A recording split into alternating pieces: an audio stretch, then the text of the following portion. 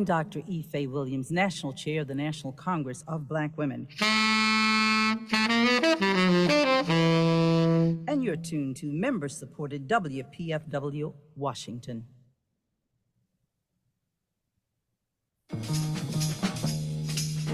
Welcome to On the Margin with E. Ethelbert Miller. My guest today is Jerald Walker. Jerald Walker is the author of Magically Black and Other Essays, published by Amistad. He's also professor of creative writing and African American literature at Emerson College. How are you doing this morning, Jerald? Good morning, Ethelbert. I'm doing great. Thank you. Thanks for inviting me. Well, we have a lot to talk about. Yes. Okay. Let's begin, Jerald, by talking about the essay form. Sure. What are the challenges that come with writing a good essay? What freedom and restrictions come with the essay form? Well, that's a great question. I came to the essay relatively late in my writing career. I started as a fiction writer. My MFA is in fiction writing. And when I completed my MFA many years ago, I wrote fiction diligently with the hopes of having a national bestseller, as all writers do. And I didn't have a lot of success publishing my stories or the novels I wrote. And one day my wife said, well, why don't you try nonfiction? And I said, I can't do nonfiction. Nonfiction's for losers. Like I'm a fiction writer. I'm a rock star. But I thought I would try an essay just to kind of get her off my back. And so I wrote an essay, sent it out for publication, and it was accepted and later included in the Best American Essays. So I thought I'll do one more and that's it. I'm back to fiction. I did one more, same result just about. And so I kept having success with essays, and I realized that my creative impulses are more suited to the essay form. In fiction, I simply had no, well, the world is yours to create as you would like. And I had no self-discipline to have my plots make sense. But with nonfiction, the boundaries are set. The facts are facts. The truth is truth. You can be creative, but within a certain parameter. And so I am much more suited to write essays because I have to deal with the facts before me, and I can't have my plots go off the rails. I like how you said you were writing fiction first. I'm thinking of James Baldwin, and I'm going to ask you this question in terms of we're talking about essays, but when Baldwin got started, he was doing book reviews, and I was wondering if you were also doing book reviews. Well, I've done some, but I didn't start with that. That came after I began writing essays.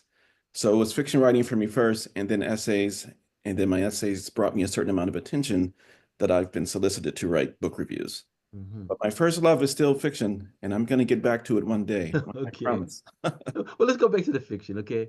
And you talk about being a rock star. There must have been some fiction writers that you say, okay, I want to write as good as them, or I want to write better than them. Who were some of the models that you were looking at? The people who really turned me on when I started looking at fiction writing were people like Raymond Carver, Dennis Johnson, Stuart Diebeck, my mentor, James Allen McPherson, Frank Conroy. Yeah, these were the people who really got me excited about writing short stories. And I really wanted to have my name mentioned with theirs one day. And I just did. So that's probably as close as I'm going to get to being in that company. Well, you just did something, Joe, which I'm so happy that you just did this, because this is why I'm a literary activist. You mentioned James Allen McPherson. Yeah. We could be talking about draft picks and not mention James Allen McPherson. Even though at one time James Allen McPherson, I think of his relationship with Ralph Ellison, he was one of the finest short story writers. Okay. But I always found that he was extremely quiet. And so I was just wondering, how was he as a mentor? Because he was a very quiet and shy guy. He was a fantastic mentor because typically we were one-on-one. Oh, But okay. workshops were kind of a disaster. And I don't mean to speak ill of my mentor, but I wrote an essay about my experiences with him in workshop. We would start class and he would not say a word. So the students would talk, and we would talk, and we would talk. And when we finished talking, he would say, okay, class is over. So we would go sometimes 2 hours and he wouldn't say a single word during class. And I was wondering, what is this? But it wasn't until I met him one-on-one that he really opened up as a mentor and friend. Yeah, and he got one. I think McPherson got one of those early MacArthur grants. I did. I did one of the first. Yeah. One of the first. Yeah, Yeah. and when I think about that, and I think of McPherson, I also think of Ralph Ellison, and I was wondering, you didn't mention it. How much of an influence was Ellison on your writing? Well, McPherson introduced me to Ellison. I had read his work as an undergrad, but as a work in a literature course with lots of other works. But Mhm. McPherson really had me go and read everything Ellison wrote, especially his interviews. I have a fantastic book that I go to frequently now called Conversations with Ralph Ellison, just to be exposed to his creative and insightful thinking. Mhm. And McPherson assured me that I would never have the breakthrough as a writer that I wanted until I had worked my way through the thoughts of Ellison. So I read everything I could get my hands on by Ellison at the urging and insistence of James McPherson. Mhm. So, we're going to talk about your collection of essays, Magically Black, but I'm going to focus on this fiction writing. When you started writing fiction, how did you handle theme, plot, character, dialogue? Were those anything that you felt were particularly that you enjoyed doing, or you would say, okay, I've got to really improve on this? I have always had a knack for storytelling. So I was the craft of writing fiction was never really an issue for me. It was always the believability of the narratives I created, as I said before. Mm, I simply, I would have a mailman deliver mail, and rather than having him drop it in the box, I would wonder, well, what if there's a baby alligator in that mm, mailbox? And then my stories would go off the rails. right, But I right. could always create dialogue and scenes, and I had no problems with those sorts of things. One thing that McPherson really helped me with, though, was having my narratives focus more on the depth and complexity of my characters, who were typically Black characters. And I was too busy writing very superficial stories, and they usually focused on hardship and pain and suffering that Blacks were going through. But McPherson really urged me to see the depth and breadth of the Black experience and to focus more on some of the positive attributes that have characterized our race. When you say that, that sounds like the difference between Jimmy Baldwin and Richard Wright. Yeah, You yeah, want to get exactly. into the depths of the characters. Exactly. That is exactly right. And I think, I mean, I don't want to speak ill of another important figure in our literary tradition, but Richard Wright steered me wrong. I was raised like many people, being exposed to Black literature for the first time. Native Son was kind of the Bible. Hmm. And I read that book and I thought, oh my God, I'm Bigger Thomas. I mean, I Hmm. am that person. Hmm. Until again, McPherson had me take a look at that character to see that what Richard Wright had done was to kind of constrict his humanity in some very key ways. That he created a character who could not have envisioned Richard Wright himself, Hmm. because Richard Wright had the full breadth of humanity, but Baker Thomas did not have it. And in some ways, that flawed character served as a model for many of my characters who only wander through life upset, angry, believing they had no capacity whatsoever to overcome their circumstances. And that was the tradition I thought Black writers should write in.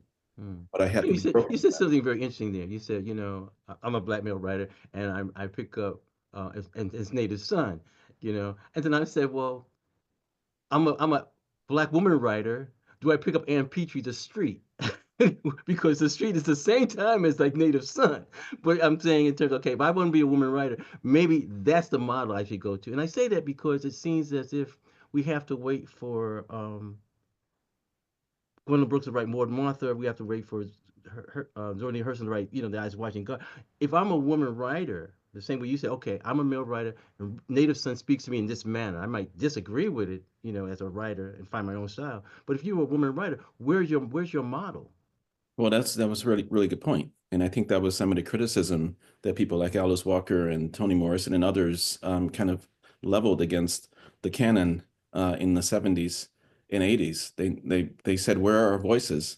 And actually, where are our stories? Hmm. And many of those stories, and thankfully, Alice Walker did a tremendous job in unearthing Zora Neale Hurston's work to create the models for women writers and also for male writers. I mean, I learned as much from those books as probably any female writer on the planet. I mean, they Hmm. helped me see that there was a kind of a false narrative being presented about the relationship between Black men and Black women.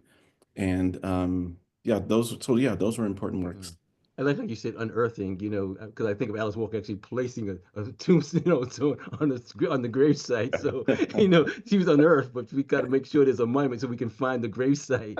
Okay, so that, but you know, um, when we look at the reviews of Magically Black, Jerald Walker, there's often a mention in almost every review about your humor. And I wonder whether you use humor as a mask or as a tool to comment on say, racial matters. I use it, I mean, it's an extension of how I use it in my life. In my life, I use it as a way of coping with upsetting things, things that anger me, things that piss me off, things that confuse me. I mean, one of the things that I experienced growing up on the south side of Chicago was that anger was often a prelude to a joke. Like something would happen that would really kind of piss us off. But it was only until we could figure out, well, what's the punchline in this story? Mm. It's something that would kind of release the buildup of frustration and anger. So I always tried to find some punchline in some experiences to help me get beyond it as a survival strategy. Mm. But it's a long tradition of, at least in the Black community, in the oral tradition, of blending tragedy and humor. And I try to work in that tradition. Well, let's expand on that because when we look at the oral tradition, you have the toasts, you have certain things, sayings that people grow up in their households, and it's tied in with folklore. You can trace that back as far as you want to go. But I'm looking at how do you mine that? I mean, I was influenced by Sterling Brown when I was at Howard University, and he was tapping into that. But I'm wondering in terms of one, um, for those of us who are like growing up in like Chicago, New York City, we're in the North. We're some like a couple of generations removed from that richness of that oral tradition. So I Sure. wonder, what do we draw upon, and is it distilled and has a different taste? It does have a different taste, but I wouldn't say that we were so removed from it because my mom came from Arkansas, and she brought all of those traditions with her, and we were raised on those. And pretty much everybody, I mean, we were in the South Side, but we were basically the South on the South Side of Chicago. Mhm. So everybody I knew growing up as a kid played the dozens. We all talked about everybody's mother. We all ribbed each other about everything we could possibly rib. I mean, I think this was one of the flaws of the fiction I was writing. When I was writing those stories, and there was no instances of humor or irony in any of them. But when I think back on my life as a fact, I remember laughing a lot. I Mhm. remember joking, I remember teasing, I remember having fun. Mhm. And so that tradition of finding the punchline in a tragedy, I think is as rich as anything in the communities that are still considered Black communities. Hmm. Let me ask you this question. This is building on this. When we talk about, say, African American writers, I say, oh, I was influenced by Ellington, Miles, this and that, blah, blah, blah. If we talk about humor, Mhm. okay, I'm wondering as you're growing up, and I look at myself, there are certain comedians that we're hearing the same way we're hearing. Oh, I grew up and so and so was playing Charlie Parker or John Coltrane. It's like okay, there's a difference between Richard Pryor and Chris Rock. There's a difference between Bill Cosby and Mom's Mabley. Mhm. When you're growing up, what comedians are you like listening to and laughing with that gives you a certain angle in terms of humor? Well, Richard Pryor certainly. Yeah, you're a Richard Pryor guy. Definitely a Richard Pryor guy, but I was also, and maybe you can't say this anymore, but I was also a Bill Cosby guy. Okay, well, you have to say it. It's important. We have to say Yeah. it. We have to say it. But yeah, my parents loved Bill Cosby, and this was back when you could get his humor on an album. So my Right. parents would play the albums, and we would just listen to Richard Pryor jokes. My parents were good, clean folks, so they preferred Richard Cosby to Richard Pryor. But I transitioned because I was an inner city kid, so I had to leave Bill Cosby at some point to get over to Richard Pryor. Mm. When you said it, I remember was it pig mouth, pig feet. There was a couple of comedians. Mom maybe was in the middle of that. That was sort of raunchy. That when you were growing up, your parents they were in another room listening to that, but but you weren't supposed to be in the room with that. Because it was they were rated X. Yes. And I was that the case in your household? They were rated X, and but I don't recall.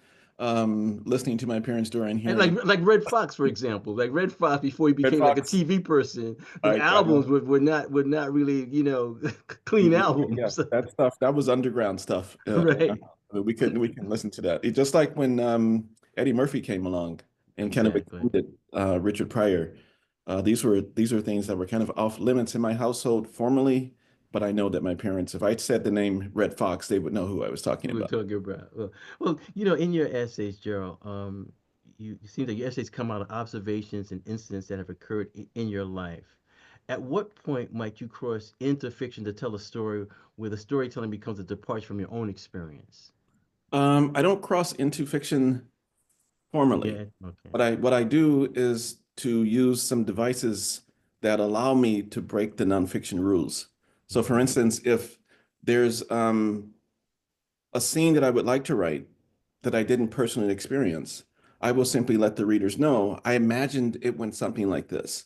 And so by inserting the word like imagined, I'm kind of free then to slip into fictional elements, but not fiction per se.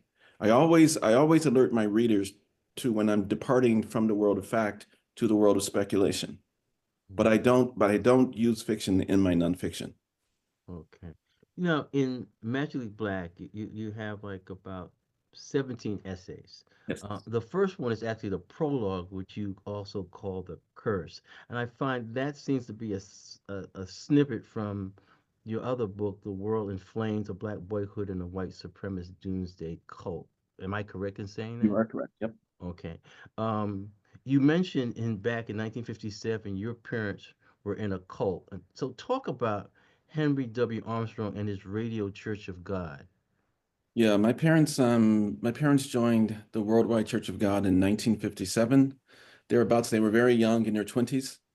And the Worldwide Church of God was a church founded by a man by the name of Herbert W. Armstrong. And some of the tenets of his religion were that whites had been created in the image of Jesus, who had been created in the image of God. And so therefore, whites were superior to all other races. And they believed also that the world would be ending in 1975. 3 years Mhm. prior, in 1972, everyone who had been called to the faith would be taken to the place of safety where we would hide out for 3 years until Christ returned. So those were some of the founding principles of the church. Now, I know what you're going to ask, so I'll save you time and I'll answer it. No, I was going to ask you about how come you weren't believing Yakub and the big-headed scientist who created white people out of his thumb. That's what I was going to ask you, but I'm not Okay. going to go there. All But right. let me hear what you're going to say. Well, most people want to know, how the hell did your black parents end up in a white supremacist doomsday cult? And that's a good question. I've grappled with that for many, many years. But my parents were like many people who, when they encounter a person of tremendous charisma, you get kind of sucked into the narratives. You can believe almost anything. And with Armstrong being an expert on the Bible, he managed to find those narratives to try to convince all of his followers that what he was saying was from the Word of God. Mhm. And he justified everything, including the fact that blacks were inferior to whites. There was also something else. Because both of my parents were blind, my dad lost his Mhm. sight when he was 12 and my mom when she was 7. 9. 9. Right. Thanks for correcting me. I'm just correcting you. Okay. I was just testing you. Like, can you Okay. really read my work? Okay, yes, Okay. he was 9. Um, they were told, as everyone was told in the religion, that when Christ returned and the new kingdom on earth began, everyone who had a physical ailment would have it cured. And so Mhm. my parents believed that when Christ returned in 1975, they would get to see their children for the first time. And that's a powerful incentive to pretty much believe anything. Mm. You say something in this prologue that you're talking about your parents, and I'll just read this one sentence because it leaped out at me. You write, when you have been identified by God as exceptional and are estranged from black traditions and culture, it is a small leap to conclude that you are not really black at all. Yes. That sentence seems to really run straight through all the things you're searching through in terms of the other essays. Yeah, it's a quest for identity. I mean, we were raised in a church that had very specific practices that we could and could not participate in. So a lot of the cultural foods that blacks ate at the time, chitlins, We couldn't eat that, catfish, we couldn't eat that because it was considered to be unclean. So we couldn't eat a lot of the foods. We couldn't listen to a lot of the music. We couldn't do a lot of the things that Black folks did back then. And so when I finally left the church in my mid-teens, I had to figure out, well, okay, I'm not that anymore, but what am I now? And what does it mean to be a Black person? And I think one of the ways that Blacks justified themselves as being members of the church was to believe that they were superior to other Blacks, that we were chosen to be with the superior white folks. So maybe we're not as high as them, but we're certainly higher than the Blacks who weren't called. And so when all of that stuff disappeared, when the church fell apart, the cult fell apart. Those of us who uh, had been raised on these beliefs had to figure out, well, what do I believe now? And if I'm not a member of this church, if I'm not going to be saved, if I'm not better than the other Blacks, what am I? And what does it even mean to be Black? And that's the question that has plagued me for the entirety of my life. When you mentioned this quest, this for identity, I also look at when we deal with African American literature, we have these themes. So my question to you, Jerald Walker, is this quest for identity, the search for identity, have a parallel in terms of the sense of flight that we see happening in African American literature, Flight as in, as going from the south to the north, or yeah, flight trying to get back to Africa?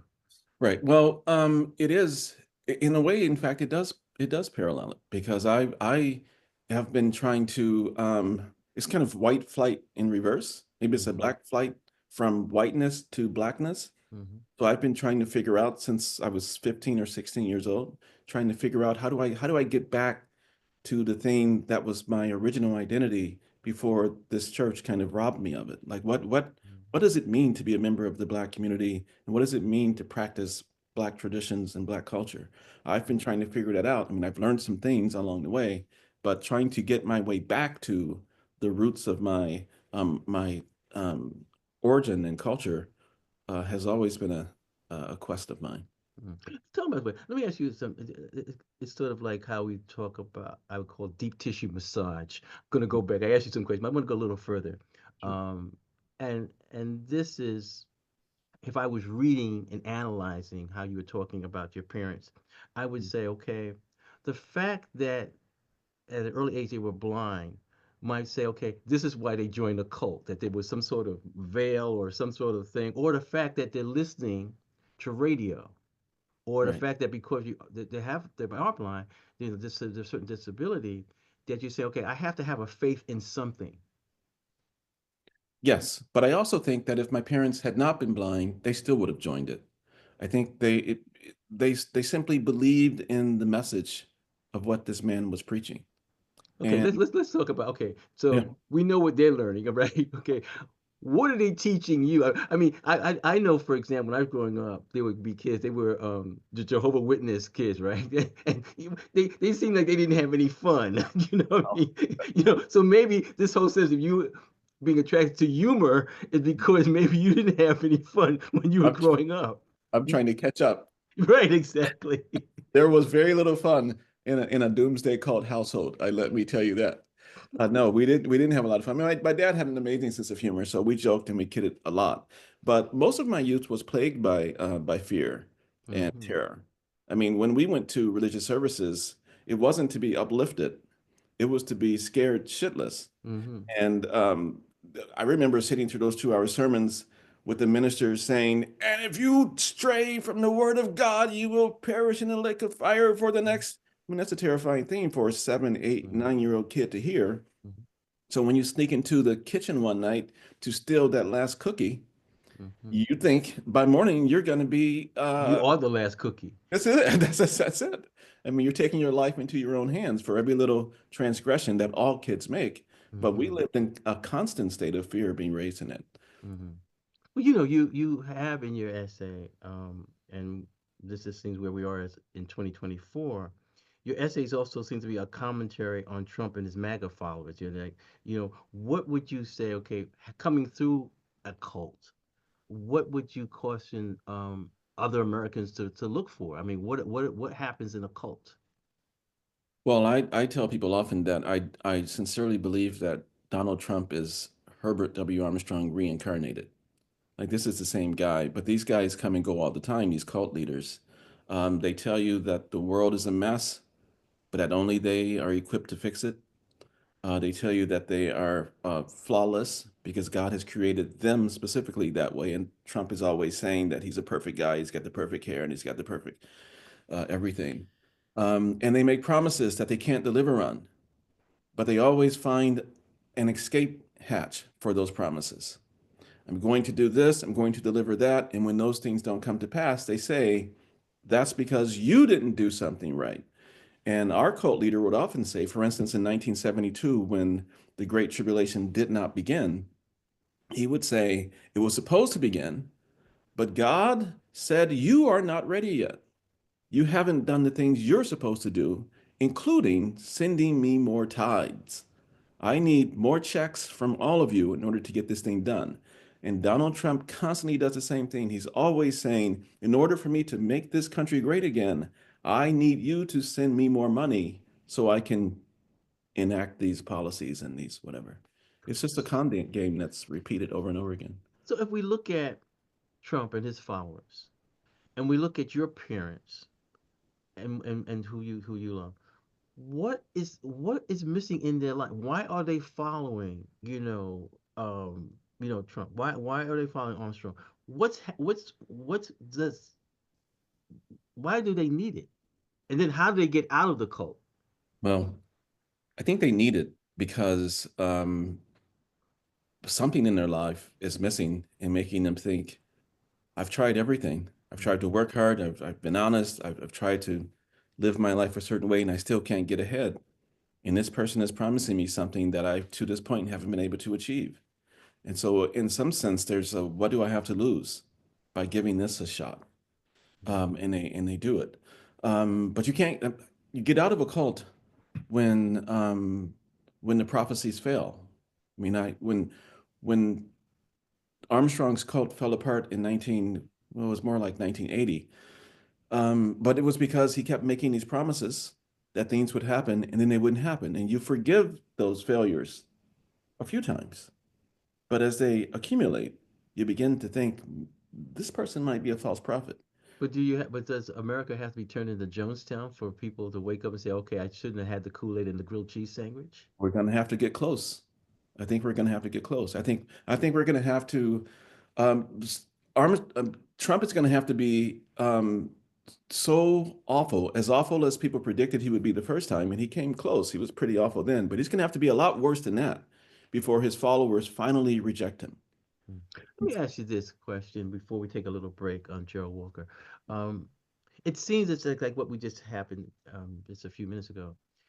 If you're a writer now and you're writing your stories, how do you shield your narrative from what I would call like a Trump virus? Like it seems like we're talking about something, and I'm watching the football game. Somebody scores a touchdown, now they do a little Trump dance. So that so I mean, it seems okay. I'm writing my story, and why does Trump have to come into my narrative?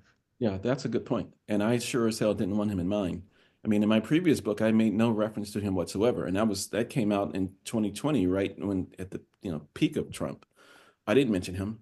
And the only reason why I mentioned him this time was because the parallels between Trump and the founder of my cult were just so striking that I simply couldn't ignore it. And I also wanted to put a little bit of context into who I am as a person, that I fell into a belief that in order for me to have the pride in myself, I had to believe a lie of a white supremacist. And I see so many blacks who are being duped the same way, that they're separating themselves from the masses of other blacks by aligning themselves with the white supremacists. And I just felt I have to Okay, mention it. so let's take for example, I'm your editor, and I've been working with you. I've read, I helped you get your other books published. But now I get this new manuscript, Mhm. and I say to you, Joe Walker, I like what was happening, but then you got off on this Donald Trump thing. Like, why can't you just tell me the story straight? No condiments. Just tell the story. Or why does it have to be this to a point where, if I'm picking up this book, your novel or essays, 15, 20, 30 years from now, it sort of like seems dated. Like if, for example, if I wrote a poem back and I make a reference to Nixon, you know, well, Nixon you could say Nixon is a metaphor. I think the Right. question would be, at what point does Trump become a metaphor? Well, that's a good point. I mean, just writers have to make choices. In my previous book, I deliberately stayed away from those current events and political events because I was aiming for a sort of timelessness, that these are Hmm. stories that can be read at any point in the future. And you don't have to know much about the time in which they were written in order for the stories to be effective. Right. But with this story, I really wanted to, and at my editor's urging, I wanted to put my finger on the pulse of what's happening right now. So in some ways, I suspect the essays might become dated, or they Hmm. might become a way for people 30, 40, 50 years from now, if the book is still in print, God willing, to say, I want to know what that period was like. I want to get a real sense of what that period was like. Okay, so we're going to take a little break, Jerald Walker. I would say the fact that you say God willing shows that you might still be in a cult, but I won't I go might. there. Well, I put Okay. it in quotation. You didn't see In my fingers. I quotation had marks. quotation marks. Okay, my guest this morning is Jerald Walker. He's the author of Magically Black and Other Essays, and he's also a professor of creative writing and African American literature at Emerson College. My name's Ethelbert Miller. The show's on the margin. The station's WPFW 89.3 FM. The WPFW local station board is hosting a town hall meeting on Saturday, December 7th at New Bethany Baptist Church, 1300 10th Street Northwest, Washington, D.C., from noon to 2:30 p.m. Plenty of off-street parking is available. As this will be our last town hall while at our present location, 1990 K Street Northwest, we hope that you will attend this important meeting to discuss WPFW's relocation plans, as well as other important issues facing the station. Healthy refreshments will be served. We hope to see you there.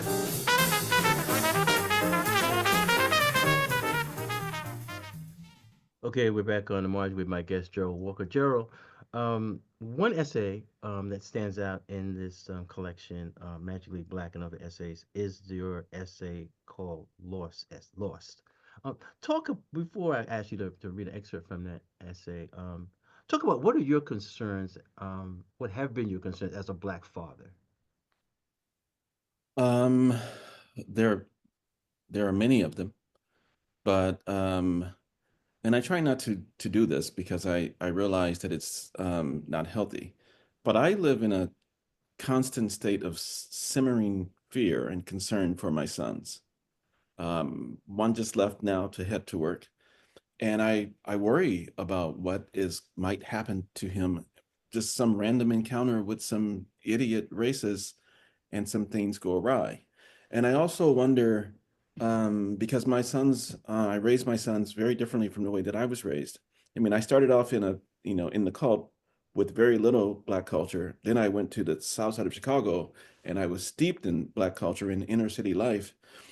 And so my teenage years living in an inner city and as a delinquent myself kind of prepared me for dealing with all of what has followed since I left that community. I feel I have no concerns about leaving my house in dealing with whatever crackpot comes my way. I've been prepared for that.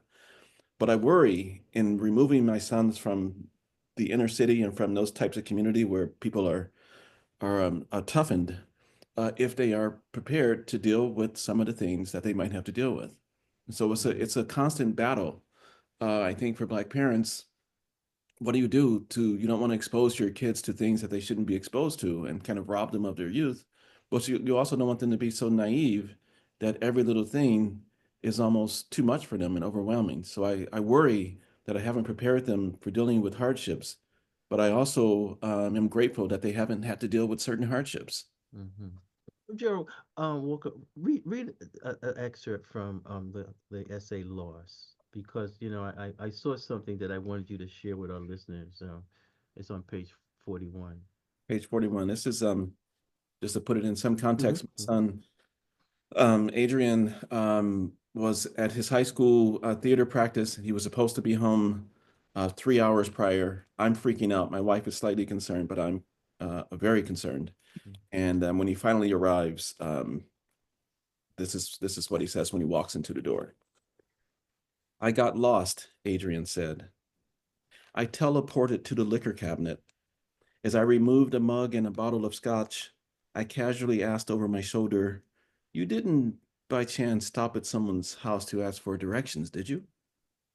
"Well, I was about to," he said, "but then I figured how to get to Main Street." We lived on Main Street. It spanned our entire town. In a visit there in 1942, Eleanor Roosevelt declared it the most beautiful street in America, primarily because its wide expanse was lined with massive elms, and behind many of those massive elms were multi-million-dollar estates, and behind many of those multi-million-dollar estates, I had glimpsed now and then, were horses. Most of the homes on our end of Main Street were considerably more modest in size, price, and pets, but they were by no means inexpensive. And their occupants, perhaps even more so than the multi-million-dollar estate occupants, upon being roused from sleep by a Black person at the door, would have been petrified, possibly hostile, and maybe even, like Theodore Paul Wafer, moved to commit murder. The Black person Theodore Paul Wafer murdered was a 19-year-old named Renisha McBride.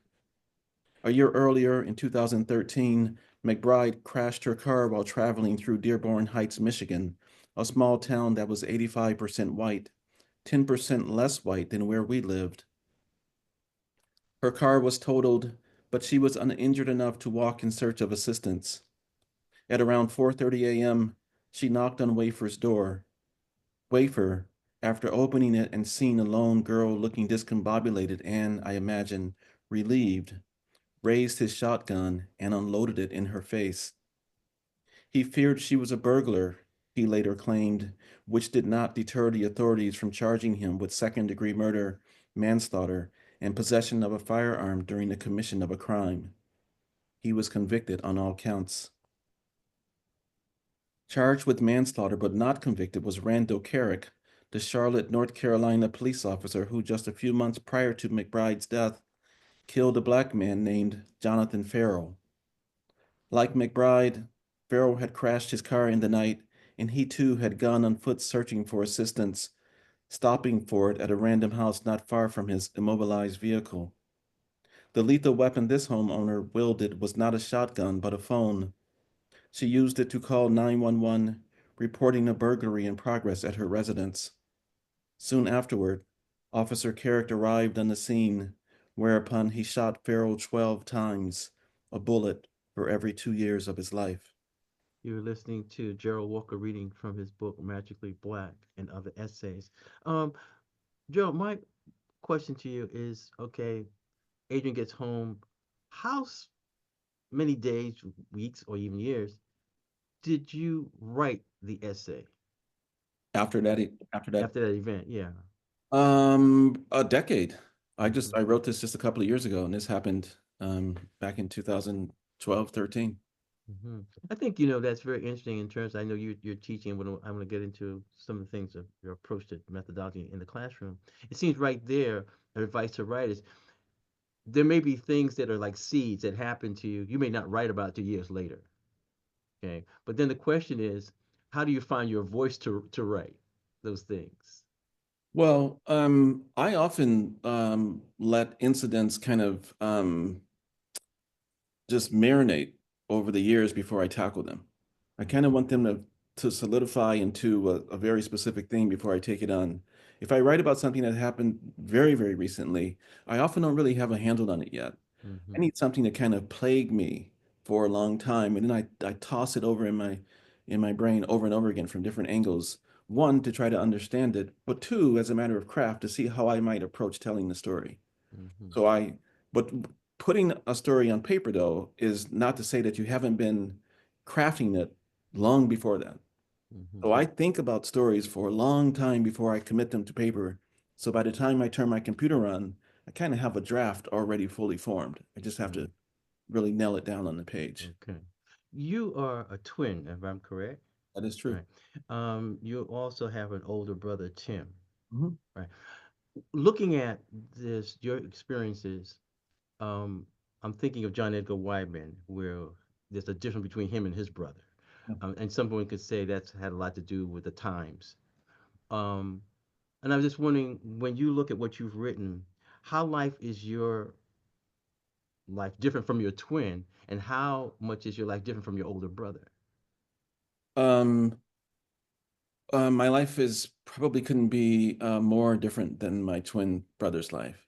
We both made decisions in our teens to commit ourselves to a life of crime and delinquency. Maybe that was- we were, at 17, 18 years old, and we said, okay, we're gonna. You little rascals, you. Well, a little bit. I wish that it was as simple as that, as innocent as that. But we decided we're gonna be gangsters, and so we're gonna make our way through this world at the expense of other people. And I did that for as far as I could take it. Well, hold on And one second. Hold on one second, okay. What was the wardrobe? What were you wearing? You and your brother want to be gangsters. What do you have, little fedora hats or something like that? What you had? I definitely wore a fedora. Are you kidding me? I had 7 fedoras. I'm gonna have a fedora for every day of the week. So yeah, we dressed like the people we saw around us, like the pimps and players who were walking along 79th Street in the south side of Chicago. We modeled ourselves after them. And but the problem is that modeling often led to the same places where they ended up, which was in prison or in a grave. And when I was Wait, let's go back. Gerald, I mean, you don't have to confess on it, but did you have a Jerry curl back then? oh yeah, I had a Jerry. All right. No further question. Go on. And the Continue. only thing I regret about it is that I don't have any photos of it because I would like my kids don't believe it when I show them pictures. But yeah, I wish I had a Jerry curl. Um so yeah, we had that lifestyle and we were unified in that lifestyle. My older brother Tim as well. He was in fact our mentor when it came to street life. He was teaching us how to live in the underworld, so to speak. But when I was about in my early 20s, a friend of mine contacted me to buy some coke from him. I was heavily into cocaine at that time. I didn't have any money. He said he would give it to me on credit. And so I went to the dope house where he worked at. Back then, they were rent apartments and for the sole purpose of selling drugs out of. So he worked in this apartment. You'd go and you'd buy the drugs. And I was going to his dope house one night. And I went into the alley to go up the back stairs and someone emerged from the shadows and put a gun to my head. And he robbed me. The joke was on him though, because I was there to get coke on credit. I had no money. And so he checked my pockets. I didn't have anything, and I was about to leave, and he said, "No, go where you were headed." So I went up to the 3rd floor, knocked on the door. My friend Greg answered. I said, "Hey, I was just robbed." And we both laughed about it because that was, a pretty common occurrence back then. If you survived it, then you could make a joke out of it. And so I got the dope, went back downstairs, thought the guy would rob me. He wasn't there, and I went home. 30 minutes later, my brother Tim called to say that my friend Greg was dead, that he had been shot 6 times at the very spot where the guy put a gun to my head and didn't shoot me. And that was the night where I had to make a decision about the direction my life would go. I had used half the coke. I threw out the other half. And I decided from that point forward that the street life was not for me.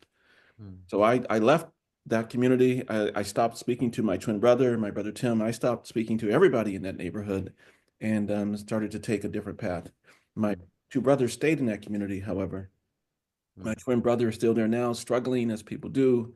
And my brother Tim actually died when he was 47 years old of a drug-induced heart attack. When you say I'm thinking of Billy Bathgate, Dr. Rhodes' character, where he says in the beginning, it was juggling that got me here. It's sort of like chance type of thing Yeah. that affects our lives.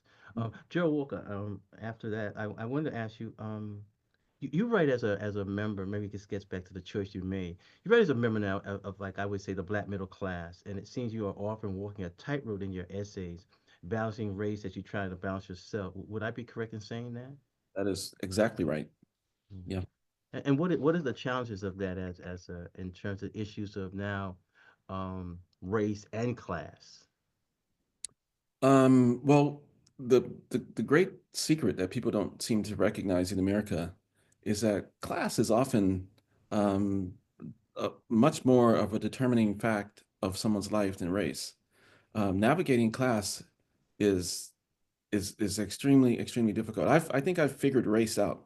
Like I can maneuver the racists and I can manipulate them and I can take advantage of them and I can use them to my benefit. But class is something else, and it's a tricky thing to find yourself um, living a lifestyle that is so completely different from the one that you grew up in that it's difficult for me. It's still difficult to navigate. I live in this great $1 million house, and I drive a fancy car, um, and yet I still somehow can't get comfortable with it in a way that if I had been raised with a certain amount of wealth, would have been easier for me. Like my wife wasn't wealthy, but she was raised in a middle class to upper middle class community. So she's comfortable wherever she is. I'm still uptight in these communities, and I'm still uptight sometimes when I meet people who are from a certain class. Mm. I don't know. Right. Let's talk about before we end our program. I want to take you into the classroom. You've been teaching creative writing, and I wonder what do you want your students to learn from you in a classroom or workshop? To be honest, I mean, when I like the beating heart of creative nonfiction and essays is being honest on the page. And one of the reasons why I really didn't want to switch to nonfiction was because of a lot of the stories I've told you here. I didn't want to expose myself for having lived a certain kind of lifestyle. I didn't want people to see that I had engaged in some petty criminal behavior, that I had done things that I'm not proud of. And so I hid behind my life with fictional characters. And so when my wife was urging me to try nonfiction, one of the reasons why I gave that I didn't want to was I would expose myself. People would see me for who I am. And what she helped me realize was that there's nothing special about me. Like, who do you think you are that your faults will somehow separate you from humanity? Your faults and your mistakes are what unite you to humanity. So whereas I was worried that people would see me as something separate from them, by saying I have made these mistakes, I have these character flaws, I've had these difficulties, that they would see a certain kinship with me because we all suffer from these failures in some way. But Yep. when we look at the genre of poetry, we have so many writers, who use a persona, who are writing about themselves, but they use a mask. And this gets back to what I was saying earlier about humor being a mask. And I wonder in terms of one, if you're talking to young writers, you say, okay, you have to expose yourself if you're going to be a great writer. Okay. But then the other thing comes in terms of how many writers actually lie, which is as part of the storytelling. It is part of storytelling. And that's the reason I think that's the reason why some go to fiction, choose fiction over nonfiction, that they want to have free reign of the lie. The people who write nonfiction have to understand that the truth, even if it is damning in some ways, is still worth being a member of the literary community in a way that again you connect to the rest of humanity by showing your flaws as well as your attributes. I mean, you do both. And so when I tell my students to be honest on the page, and it's not that I want them to just tell all. I mean, I don't teach students to write confessionals. There are many stories that I could tell that I'll never tell because I'm not gonna. I'm not gonna get into that kind of honesty. And I tell my students also, you don't have to tell every story. Like if there's something that makes you uncomfortable or you don't want to reveal it, you don't have to reveal it. You have to be comfortable with the stories you tell. But if you decide to tell a story, you have to commit to it and you have to be honest on the page. Mm. What writers do and we mentioned earlier in our show, James Allen McPherson. What writers do you think we should be teaching more in the classroom? Like I think about how I could look at a number of people's syllabus and no one's teaching, like, say, Clarence Major. I could go down to William Melvin Kelly, of some of the writers from the Chicago Renaissance, for Sure. example. I think we need to be teaching Arna Bontemps more. Um, John Oliver Killens, we should be still teaching. But probably I would put at the top of my list is Albert Murray.